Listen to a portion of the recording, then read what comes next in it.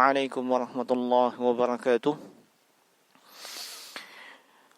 الحمد لله رب العالمين وبه نستعين على أمور الدنيا والدين.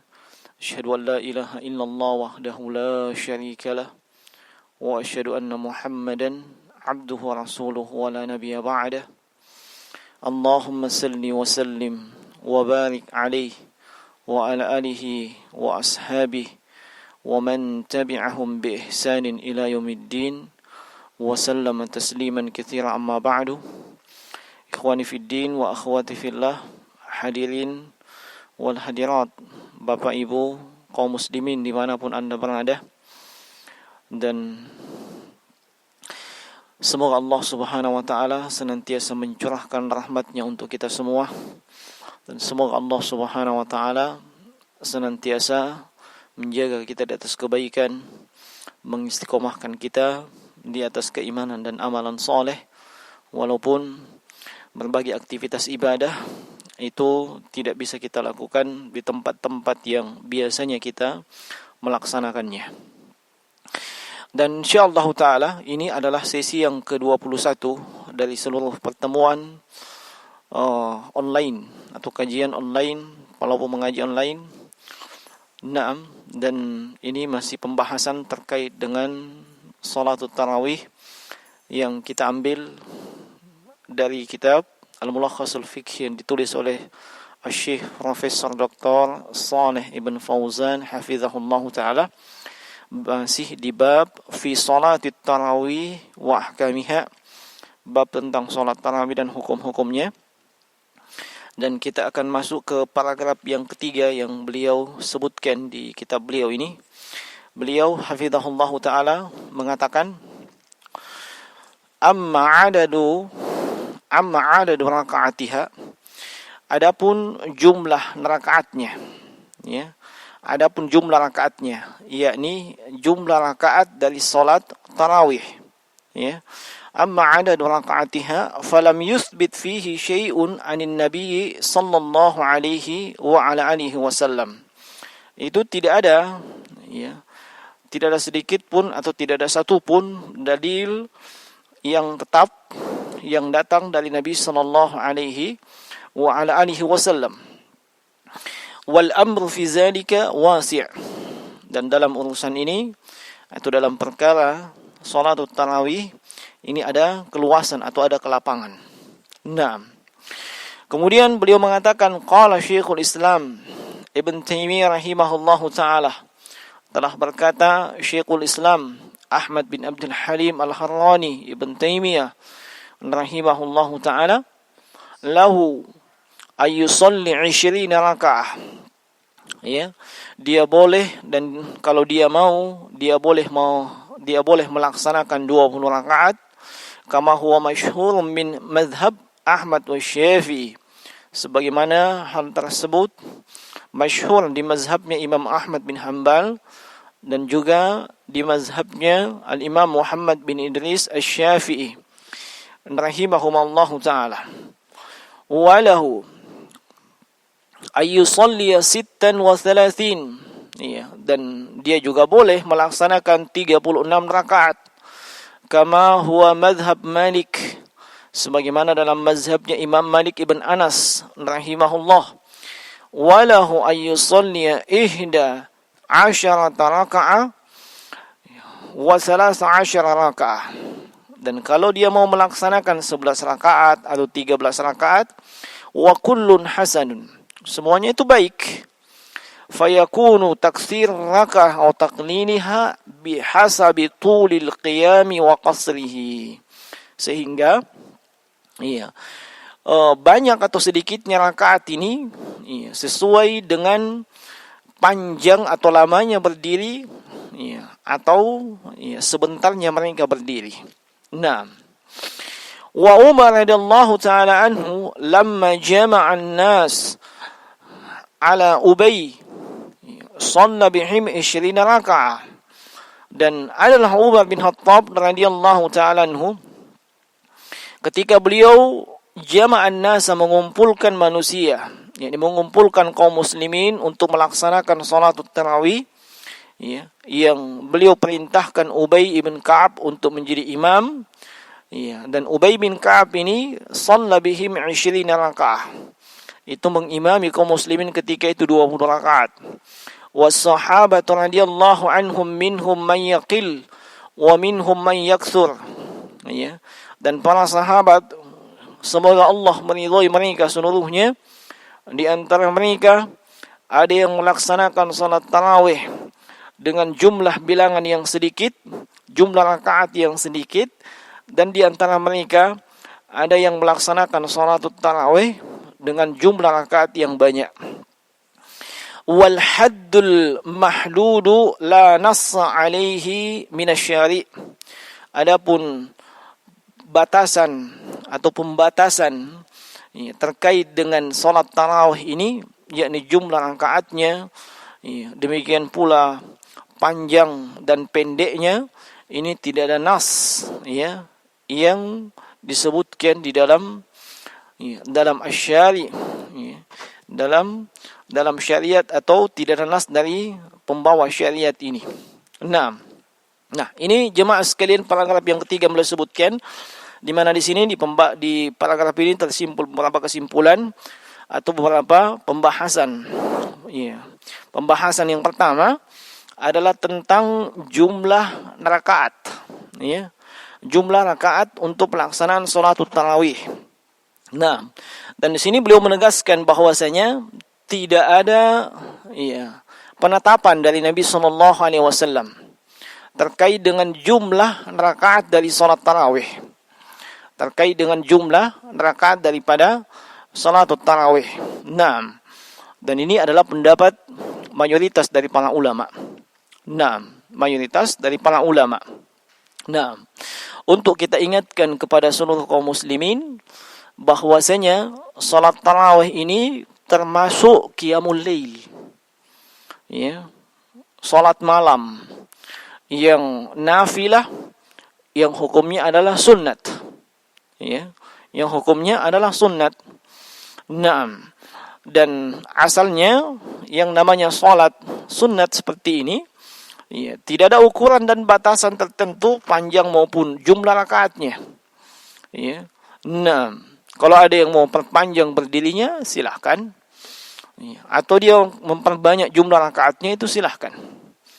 Nah, dan ini disepakati oleh para ulama, sebagaimana yang disebutkan oleh Al-Imam Ibnu Abdul Bar dalam kitab beliau Al-Istizkar. Nah, kemudian ini berdasarkan keumuman dari sabda Nabi sallallahu alaihi wasallam dalam hadits Abdullah bin Umar radhiyallahu ta'ala anhuma, sebagaimana diriwayatkan oleh Imam Al-Bukhari dan Muslim dalam sahihnya. Rasulullah sallallahu alaihi wasallam bersabda, "Salatul laili masna masna." Salat malam itu 2 rakaat, 2 rakaat. Fa idza khasyiya ahadukumus subha, apabila salah seorang di antara kalian khawatir masuk waktu subuh, maka shalla raka'atan wahidatan tutiru lahu ma qad shalla.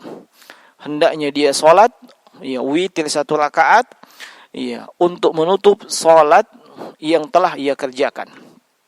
Hadits ini menunjukkan Nabi tidak memberikan batasan jumlah rakaat. Tidak memberikan batasan jumlah rakaat.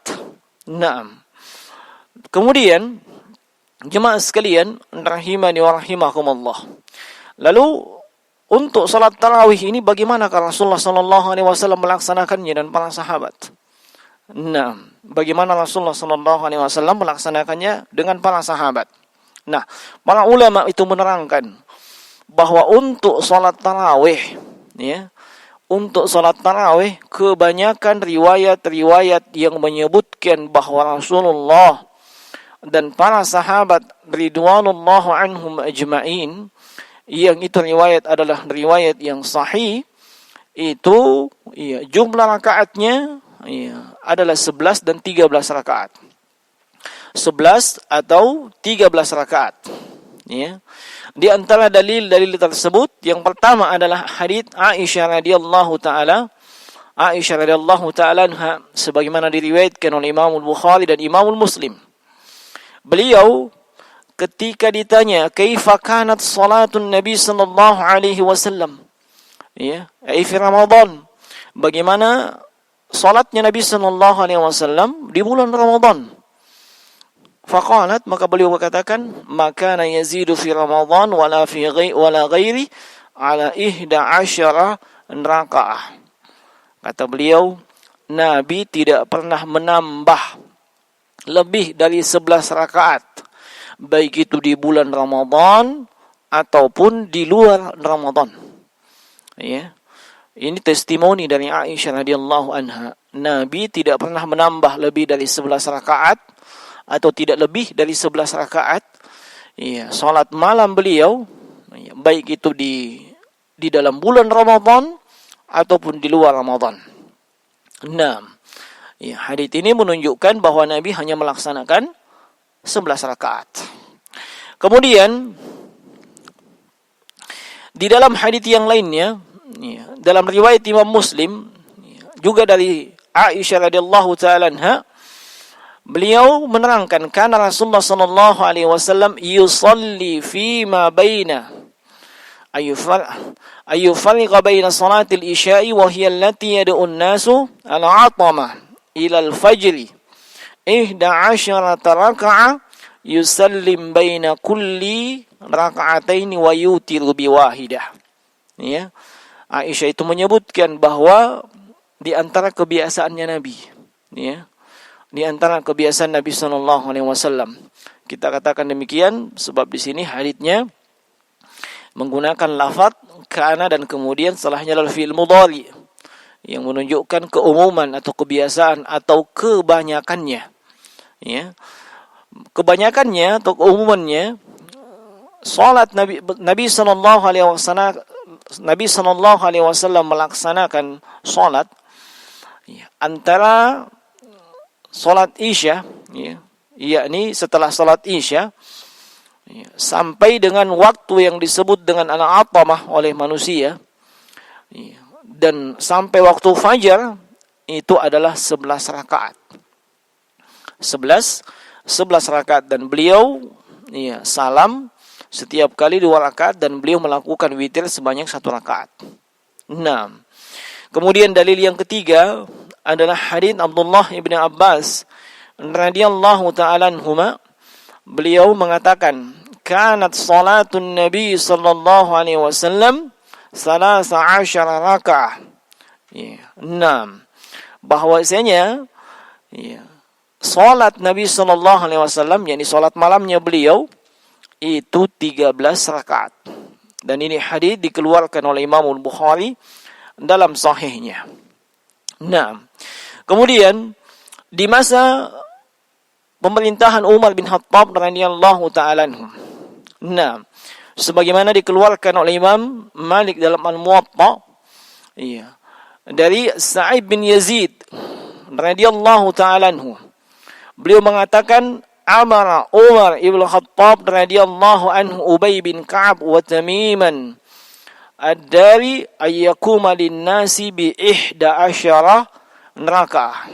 Nah, kata beliau radhiyallahu anhu bahwasanya Umar bin Khattab memerintahkan Ubay bin Ka'ab dan Tamim ad-dari untuk mengimami kaum muslimin dengan jumlah rakaat sebanyak 11. Ya. Dan hadits ini adalah hadits yang sahih, ya, sebagaimana disahihkan oleh Syekh Al-Albani rahimahullahu taala. Dan adapun yang disebutkan Syekh hafizahullahu taala di sini, yang beliau menyebutkan bahwasanya di masa Umar bin Khattab itu dilaksanakan 20 rakaat, ya, hadits ini, ya, telah disebutkan oleh Syekh Al-Albani rahimahullahu taala dalam risalah beliau yang berjudul Salatut Tarawih, dan beliau menerangkan, ya, sisi kelemahan daripada hadits yang dinisbatkan kepada Umar bahwa di masa beliau dilaksanakan 20 rakaat, dan juga beliau menyebutkan para ulama yang melemahkan riwayat tersebut. 6. Ya, 6. Kemudian kalau ada riwayat, ya, yang menyebutkan bahwasanya Nabi pernah melaksanakan 20 rakaat, Ini Syekh Albani menghukumi hadisnya adalah hadis yang dhaif jiddan. Hadis yang sangat lemah sekali. Ya. Nah, dan beliau tegaskan bahawa tidak ada satupun nukilan dari para sahabat yang sahih terkait dengan pelaksanaan salat tarawih sebanyak 20 rakaat. Nah, kita bisa lihat secara lengkap dalam risalah beliau rahimahullahu taala, yaitu yang berjudul Salatut Tarawih. Nah, hadis ini menyebutkan bahawa Nabi tidak lepas daripada 11, 13. Nah, dan para sahabat juga demikian. Ya, tinggal muncul pertanyaan, apakah hanya 11 saja ataukah boleh dari 11 rakaat? Ya, apakah boleh 11 rakaat? Nah, kebanyakan dari para ulama, jumhur ulama itu mengatakan bahwasanya boleh lebih dari 11 rakaat. Ya, boleh lebih dari 11 rakaat.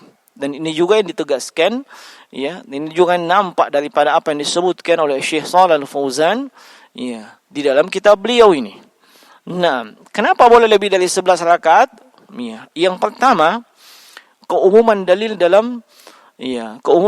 terkait dengan qiyamul lail, dan salat tarawih ini masuk ke dalam kategori qiyamul lail. Allah berfirman dalam surah Al-Muzammil, ya ayyuhal muzammil qumil laila illa qalila nisfahu aw inqus aw zid alaihi warattilil qur'ana tartila. Inna sanulqi 'alaika qawlan tsaqila, dan seterusnya. Wahai yang berselimut, bangunlah di waktu malam kecuali sedikit, dan seterusnya. Demikian pula dalam surah Al-Isra ayat ke-79 terkait dengan salah satu jenis salat malam, itu tahajud. Kata Allah Subhanahu wa taala, wa minal laili fatahajjad bihi nafilatan lak asa ayyabasaka rabbuka maqaman mahmuda. Dan di antara sebahagian malam, fatahajjad bihi nafilatan lak, hendaknya engkau bertahajud, dan itu adalah ibadah nafilah, ibadah tambahan bagimu. Nah, disebutkan secara mutlak. Nah, atau disebutkan secara mujmal. Demikian pula keumuman sabda Nabi sallallahu alaihi wasallam, dalam hadits Abdullah bin Umar yang kita sebutkan tadi, yang diriwayatkan Bukhari dan Muslim. Kata beliau sallallahu alaihi wasallam, salatul laili masna masna wa idza khashiya ahadukum as-subha shalla raka'atan wahidatu tilahu ma qad shalla. Yaitu salat malam itu 2 rakaat. Nabi tidak sebutkan jumlah rakaat daripada salat malam tersebut. Nah, dan kalau kalian khawatir masuk waktu subuh, maka hendaknya kalian berwitir 1 rakaat, menutup salat malam yang telah kalian kerjakan. Kemudian alasan yang berikutnya, hadis-hadis yang menerangkan tentang 11 atau 13 rakaat, kalau kita lihat seluruhnya atau umumnya adalah hadis yang masuk dalam kategori fi'liyah.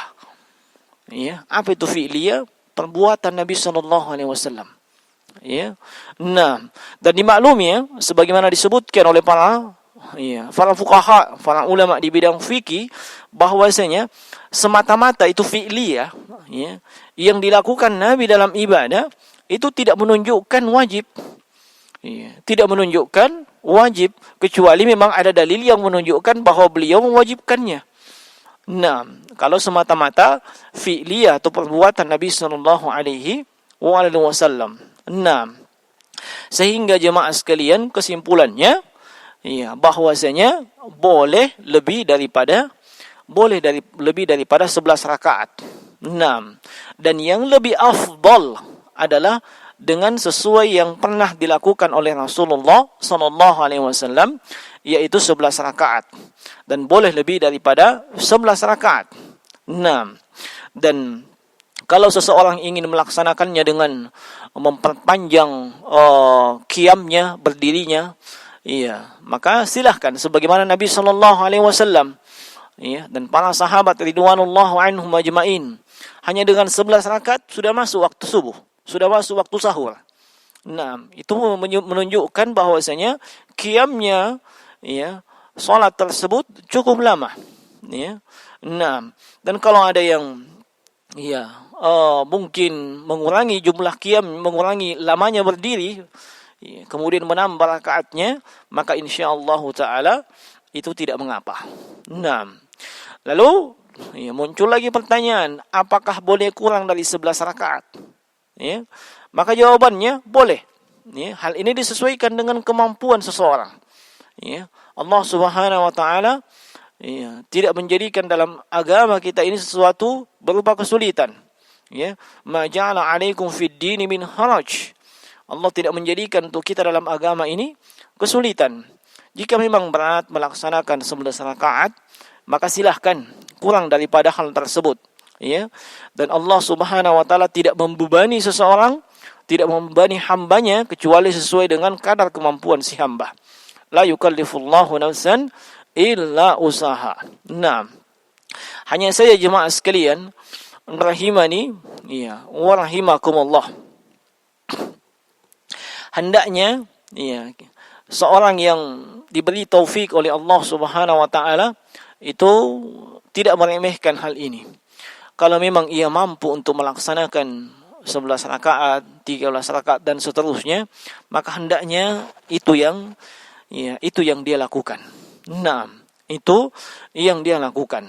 Nah, terkait dengan hal ini juga, sebagaimana hadits yang pernah kita sebutkan sebelumnya, yaitu mereka yang mendapatkan keutamaan salat semalam suntuk kalau bersama dengan imam. Ya, man qama ma'al imami hatta yansarif, kata Nabi. Siapa yang qiyamul lail, ikut salat berjamaah, salat malam bersama dengan imam sampai imam selesai, maka kutiba lahu qiyamal lailah, dituliskan atau ditetapkan baginya pahala salat semalam suntuk. Nah, terkait dengan hal ini jemaah sekalian, maka seorang makmum apabila dia ikut imam dengan salat tarawih 11 rakaat, diselesaikan sampai 11 rakaat. Nah, dan kalau imamnya sampai 23 rakaat, dia ikut sampai 23 rakaat. Ya, atau mungkin imamnya sampai dengan 36 rakaat, maka dia ikut sampai 36 rakaat. Nah, dia ikut sampai selesai. Nah, dan ini yang difatwakan oleh Syekh Muhammad bin Shalih Al-Utsaimin rahimahullahu taala dalam Majmu' Fatawa beliau, Majmu' Fatawa wa Rasail beliau di jilid yang ke-14 di halaman 211. Ya.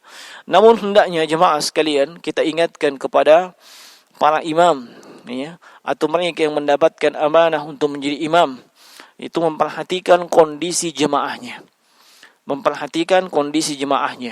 Nah, kalau kemampuannya itu kemampuan dari jemaahnya itu hanya mampu 6, 8 atau 10 rakaat, dan seterusnya, maka itu yang dia lakukan.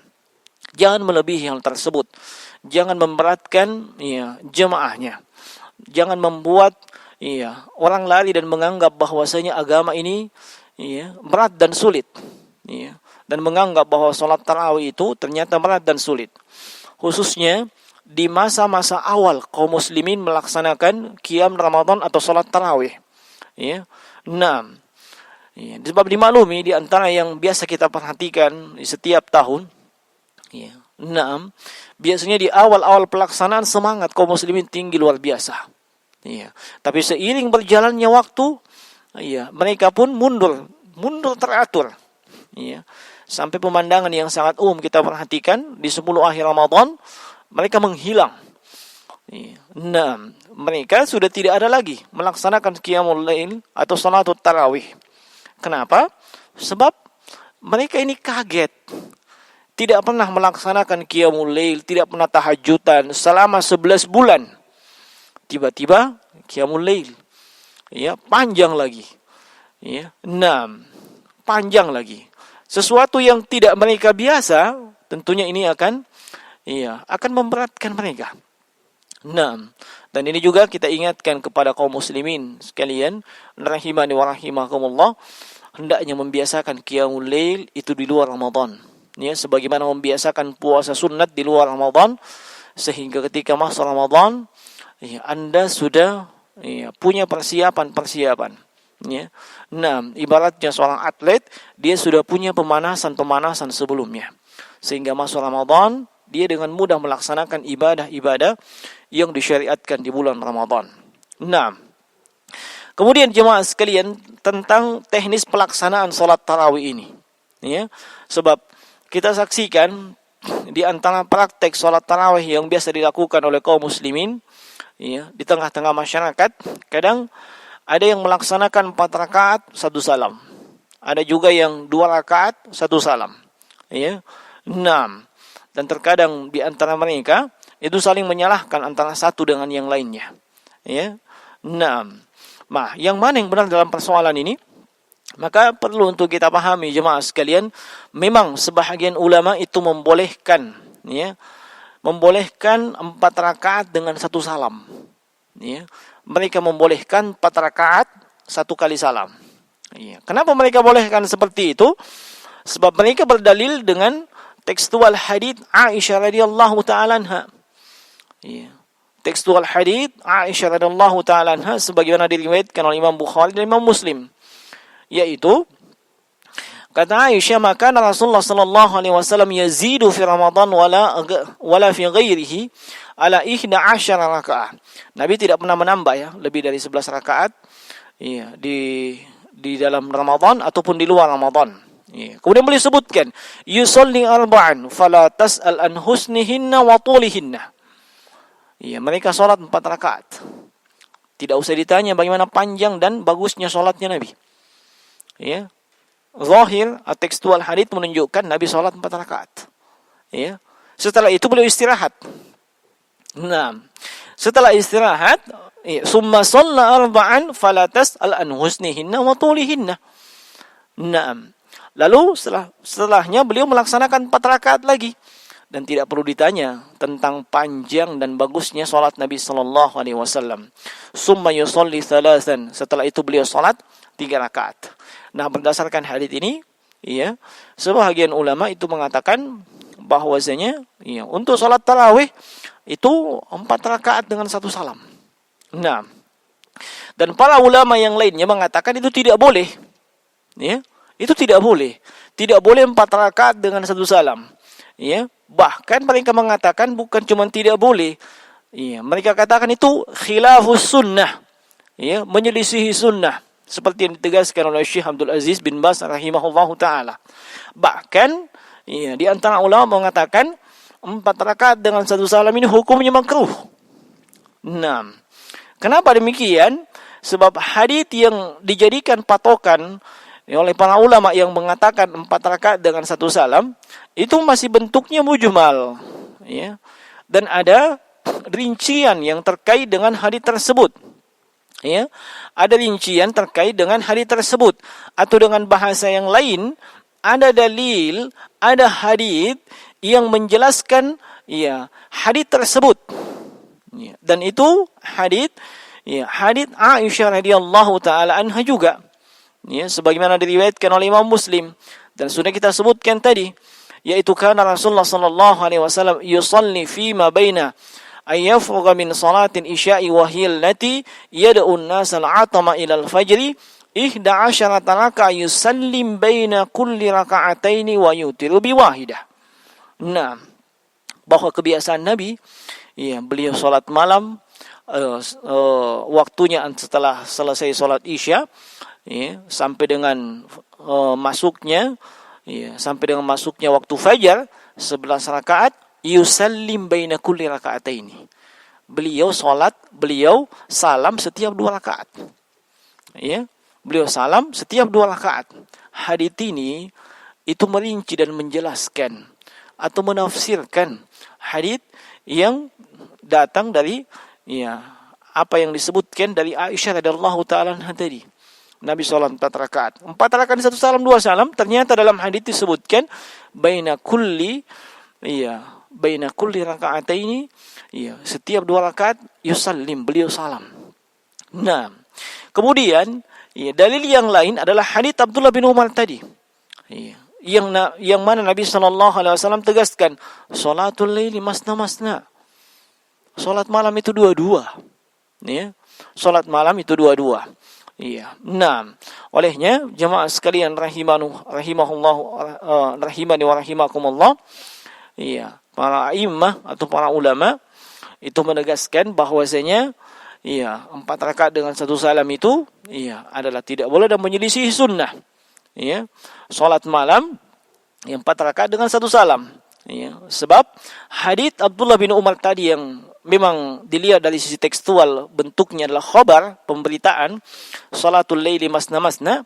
Iya, tapi kandungannya atau maknanya adalah amar, perintah. Iya, itu perintah untuk iya melaksanakan salat malam dengan 2 rakaat, 2 rakaat. Nah, dan ini yang lebih tepat insyaallah taala. Ya. Ini lebih tepat ya mengumpulkan seluruh dalil terkait dengan masalah itu dan kemudian mengeluarkan kesimpulan hukum atau istinbat hukum dari permasalahan dan dari dalil-dalil yang terkumpul tersebut. Nah, ini yang tepatnya. Anehnya juga jemaah sekalian, aneh ya, yang saya sendiri kadang perhatikan, orang-orang yang sholat tarawih dengan 4 rakaat dan setiap 4 rakaat 1 salam, mereka tidak konsisten. Ya, mereka tidak konsisten mengamalkan haditsnya Aisyah tadi. Ya, padahal haditsnya Aisyah tadi itu umum untuk semua sholat malam. Ya, kenapa tidak konsisten? Mereka hanya sholat 4 rakaat 1 kali salam, itu di sholat tarawih saja. Sementara tahajudnya 2 rakaat 1 salam. Ya, itu menunjukkan bahwa mereka sendiri tidak konsisten dengan hal tersebut. Padahal hadits Aisyah yang mereka jadikan patokan, yang mereka jadikan landasan umum berlaku untuk sholat tarawih, untuk sholat tahajud, dan semua sholat malam. Nah, dan semua sholat malam. Iya, tapi yang kita saksikan, mereka hanya ngotot 4 rakaat 1 salam hanya di sholat tarawih. Iya. Kalau tahajudnya 2 rakaat 1 salam. Iya, ini aneh bin ajaib ya.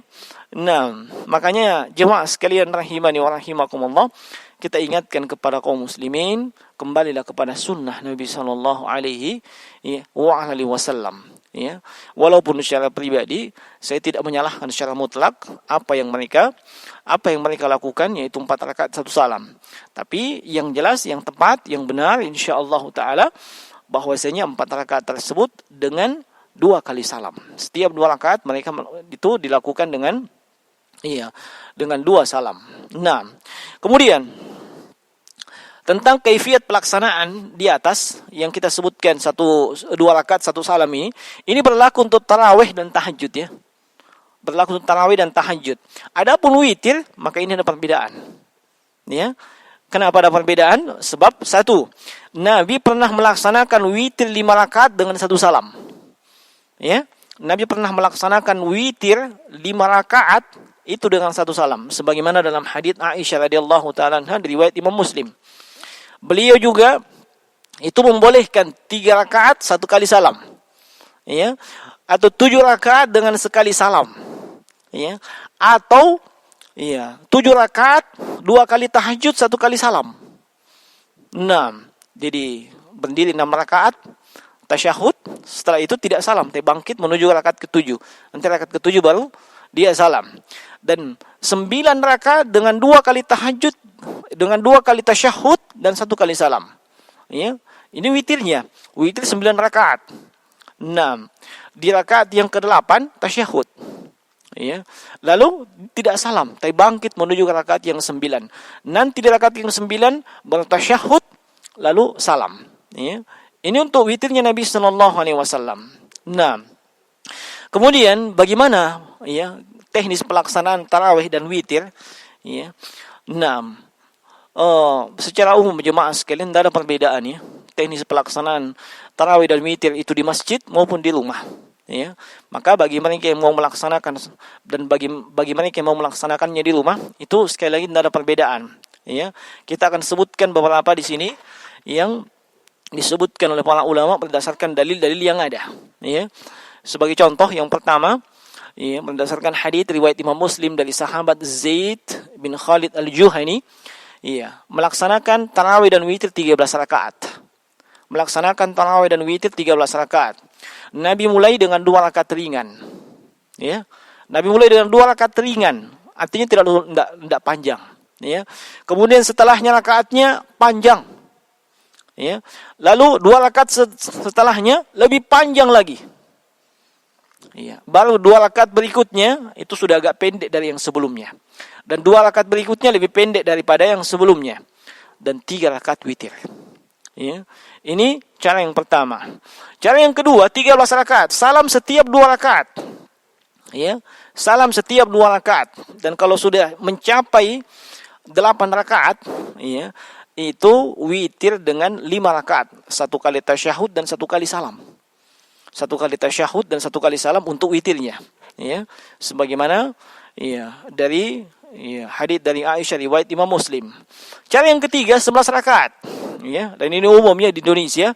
Ya, salam setiap 2 rakaat dan witir 1 rakaat. Ya, salam setiap 2 rakaat dan witir 1 rakaat. Ya, 2 rakaat, 2 rakaat, 2 rakaat sampai dengan berapa? 12. Sampai dengan 10. Lalu witir 1 rakaat. 6. Atau 11 rakaat, iya. Salam setiap 2 rakaat dan witirnya 3 rakaat langsung. Ya, ini yang paling umum kita lihat, ya. Dan masih banyak lagi ya, masih banyak lagi kita dapatkan dan kita temukan ya tentang kaifiat pelaksanaan ini, dan ini adalah sebagai contoh yang bisa kita amalkan di rumah kita khususnya di masa pandemi ini. Dan kalau ingin lebih luas terkait dengan masalah ini ya, tentang teknis pelaksanaannya, silahkan buka risalah Syekh Muhammad Nasiruddin Al-Albani rahimahullahu taala, yaitu yang berjudul Shalatut Tarawih. Ya, demikian pula apa yang disebutkan oleh Imam Ibnu Hazm ya Al-Andalus rahimahullahu taala dalam kitabnya Al-Muhallah. Itu lebih banyak lagi. Nah, jemaah sekalian rahimani wa rahimakumullah, silahkan pilih sesuai dengan apa yang kita mampu untuk melaksanakannya. Nah, dan bagi para imam atau ada imam yang ditunjuk ya, atau kita menjadi imam di rumah, ya, hendaknya jangan menyelisihi kebiasaan yang sudah biasa dilakukan oleh anggota keluarga. Selama itu ya masuk dalam kaifiat salat tarawih dan witir yang memang benar. Nah, yang memang benar, jangan menyelisih, jangan menimbulkan fitnah, jangan bikin masalah, iya, dan jangan memaksakan kehendak. Nah, kecuali kalau keliru, maka hendaknya diberikan nasihat, kemudian diberikan contoh, beginilah teknis pelaksanaan salat tarawih dan witir yang benar. Lalu masalah yang terakhir jemaah sekalian di kesempatan ini, ya, tadi sudah kita sebutkan bahwasanya, ya, 11 rakaat ini Nabi SAW memperpanjang qiyamnya. Nah, lalu bagaimana dengan kita yang mungkin dari sisi hafalan itu masih minim? Ya, dari sisi hafalan masih minim. Terus menjadi imam. Apakah boleh seseorang itu membuka mushaf? Ya, membuka mushaf ketika dia menjadi imam. Nah, masalah ini jemaah sekalian diperselisihkan oleh para ulama. Ya. Apakah boleh kita buka mushaf ketika menjadi imam ataukah tidak? Ya. Diperselisihkan oleh para ulama sebab asalnya tidak ada dalil dari Nabi SAW ya, terkait dengan masalah tersebut. Ya, terkait dengan masalah tersebut. Makanya di antara ulama itu tidak membolehkan. Ya. Tidak membolehkan, bahkan mereka katakan ya, membuka mushaf bagi imam ketika sholat itu batal sholat. Seperti Al-Imam Abu Hanifah, ya, An-Nu'man bin Sabit rahimahullahu ta'ala. Alasannya beliau apa? Sebab itu dengan memegang mushaf, ya, ketika melaksanakan sholat, ya, tentunya dia akan melakukan gerakan-gerakan yang tidak perlu dan dalam jumlah yang banyak, ya, dan itu bisa merusak sholatnya. Misalnya dia buka bolak-balik mushaf dan seterusnya, setelah itu diletakkan di mana, di kantong atau di mana dan seterusnya. Ya.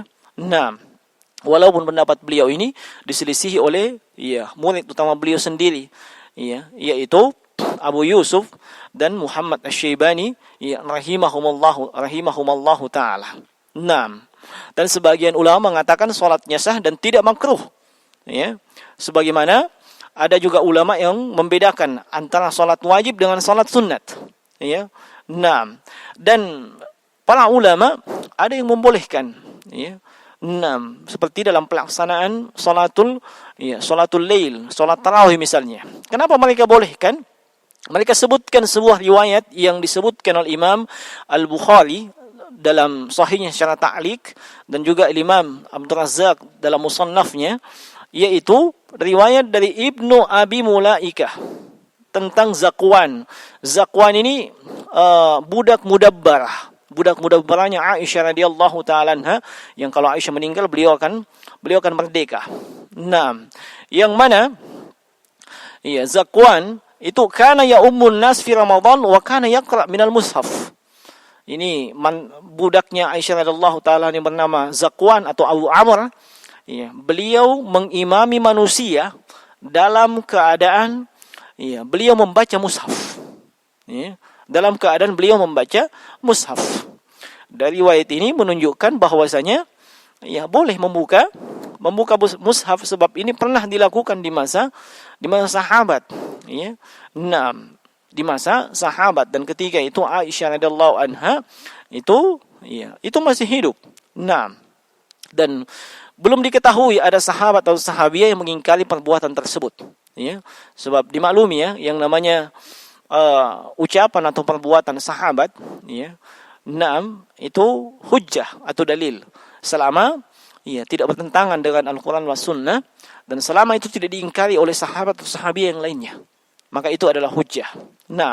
Terlebih lagi ada testimoni dari Imam Muhammad bin Muslim Az-Zuhri rahimahullahu taala terkait dengan masalah ini. Ketika ditanya hukum membaca Al-Quran dengan melihat mushaf dalam salat, maka beliau katakan apa? Lam yazal al-muslimuna yaf'aluna zalika munzu kana al-Islam. Kaum muslimin terus-menerus melakukannya sejak munculnya Islam. Menunjukkan bahwa hal tersebut memang ada. Dan ini diriwayatkan oleh Imam Al-Marwazi dalam kitabnya Qiyamul Lail dengan nomor riwayat 233. Dan Syekh Abdul Aziz bin Baz itu menetapkan bahwasanya hal itu boleh jika memang dibutuhkan, seperti dalam salat malam Ramadan bagi yang orang yang hafalannya kurang dan ingin memperpanjang salatnya. Dan sebaiknya jemaah sekalian, kita keluar dari silang pendapat para ulama ini. Walaupun memang ada ulama yang membolehkan dengan dasar riwayat tadi, tapi keluar dari silang pendapat para ulama itu jauh lebih selamat. Bagaimana caranya? Hendaknya kita berusaha menghafalkan Al-Quran.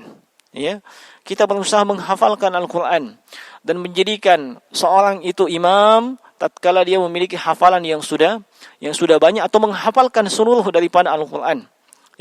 Dan kalau tidak, hendaknya dia mengimami manusia sesuai dengan kadar hafalannya. Dan tidak perlu membebani diri. Tidak perlu membebani dirinya dengan hal tersebut. Ini keluar dari silang pendapat tersebut, insya-Allah jauh lebih selamat, jauh lebih aman. Ini jemaah sekalian rahimani wa rahimakumullah. Kemudian yang terakhir yang kita sebutkan dengan ringkas di sini adalah waktu pelaksanaan salatut tarawih itu mana? Kapan? Dimaklumi jemaah sekalian bahwasanya waktu salat tarawih itu adalah bagian daripada Qiyamul Lail. Dan Qiyamul Lail itu waktunya adalah antara setelah Isya sampai dengan masuknya waktu fajar. Maka siapa saja yang mau melaksanakan Qiyamul Lail, pada asalnya waktu tersebut boleh dilaksanakan. Tapi kalau kita ditanya mana yang lebih utama, mana yang lebih afdal, Syekhul Islam Ibnu Taimiyah rahimahullahu taala itu menerangkan bahwasanya sejak dahulu para pendahulu yang saleh itu kebiasaan mereka itu melaksanakan salatut tarawih itu setelah Isya, setelah pelaksanaan salat Isya atau di awal malam. Setelah pelaksanaan salat Isya atau di awal malam. Dan ini yang lebih utama untuk salatut tarawih. Adapun misalnya setelahnya ada yang ingin menambah dengan tahajud dan salat malam yang lainnya, maka kembali kepada apa yang telah kita terangkan di atas, maka itu insyaallah taala itu boleh. Kalau dia ingin menambah dengan tahajud misalnya. Hanya saja perlu diperhatikan, kalau dia sudah pernah melaksanakan witir di awal malam, maka hendaknya dia mencukupkan diri dengan witir tersebut dan tidak melakukan witir lagi setelahnya. Sebab kata Nabi sallallahu alaihi wasallam, la witrani fil lail, tidak ada dua witir dalam tidak 2 witir dalam satu malam. Nah, saya kira ini jemaah sekalian rahimani wa rahimakumullah yang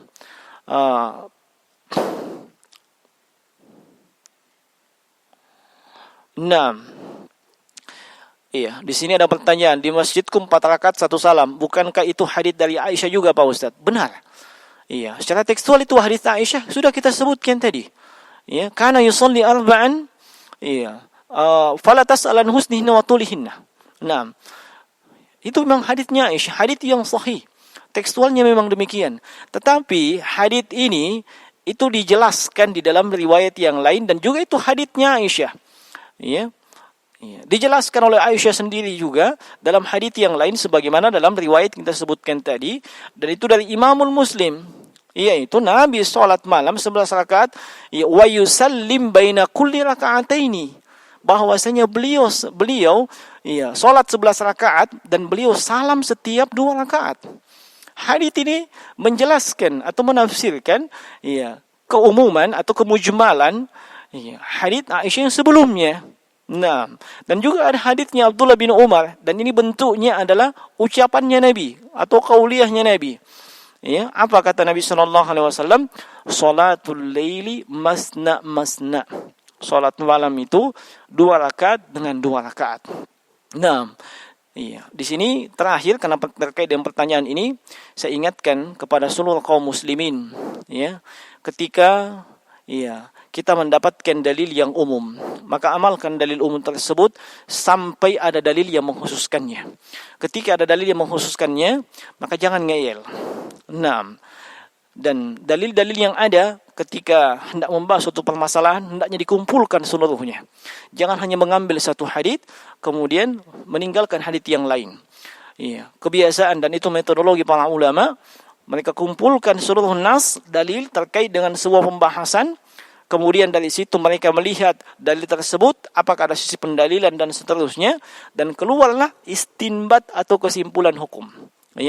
Dan ini penyakit dengan masyarakat, kadang mengambil satu hadits dan itu jadikan patokan tanpa menoleh atau melihat hadits yang lain yang juga terkait dengan permasalahan tersebut, yang itu bisa menghasilkan dari istidlal hadits tersebut kesimpulan hukum yang mungkin berbeda dari hadits yang dijadikan pokok atau dijadikan pegangan. Nah, ini jemaah sekalian yang bisa kita ingatkan dan sampaikan pada pertemuan ini. Nah, dan insyaallah taala pada sesi yang berikutnya ini masih membahas tentang salat tarawih, tapi saya lihat di sini terkait dengan beberapa kekeliruan yang terjadi di bulan Ramadan khususnya dalam pelaksanaan salat tarawih. Nah, sekiranya untuk sesi ke-21 ini cukup sampai di sini. Saya mohon maaf jika ada ungkapan yang tidak benar atau ada dari apa yang saya sampaikan ini keliru, atau di antara pendengar dan ada yang tidak setuju dan tidak sepakat. Demikian pula para pemirsa yang menonton secara langsung, ada yang tidak setuju dan tidak sepakat. Ingat, dalam persoalan fiqhiyah ijtihadiyah, silahkan Anda sebutkan dalil-dalil yang Anda ketahui dan Anda membangun pendapat Anda di atas dalil-dalil tersebut, dan kemudian jangan membuat pendapat-pendapat tersebut tidak berdasarkan dalil, atau hanya sekedar dipahami sendiri. Dan yang lebih parah, pendapat tersebut tidak ada salafnya. Tidak ada satupun dari kalangan para ulama yang berpendapat seperti itu, lalu ada yang datang belakangan berpendapat seperti itu. Ini biasanya kenapa? Biasanya muncul dari orang-orang yang hanya belajar otodidak, belajar sendiri, baca buku sendiri, lalu bikin kesimpulan-kesimpulan sendiri, atau tidak pernah belajar langsung dengan para ulama, tidak pernah belajar langsung dengan para ulama atau muridnya para ulama. Hasilnya, kadang kita dapatkan fatwa-fatwa atau pendapat-pendapat yang nyeleneh, yang itu tidak ada salafnya sama sekali. Maksudnya tidak ada salafnya, tidak ada pendahulunya, tidak ada satupun dari kalangan para ulama itu berpendapat seperti itu. Dan hendaknya dalam persoalan fikih itu kita berlapang dada. Kita mengamalkan sesuai dengan pendapat yang kita kuatkan, dan itu berdasarkan dalil. Iya, dalil-dalil yang ada, dan itu adalah dalil-dalil yang sahih. Demikian, mohon maaf atas segala kekurangan, yang benar hanya datang dari sisi Allah. Subhanaka wa bihamdika asyhadu an la ilaha illa anta astaghfiruka wa atubu ilaik. Assalamualaikum warahmatullahi wabarakatuh.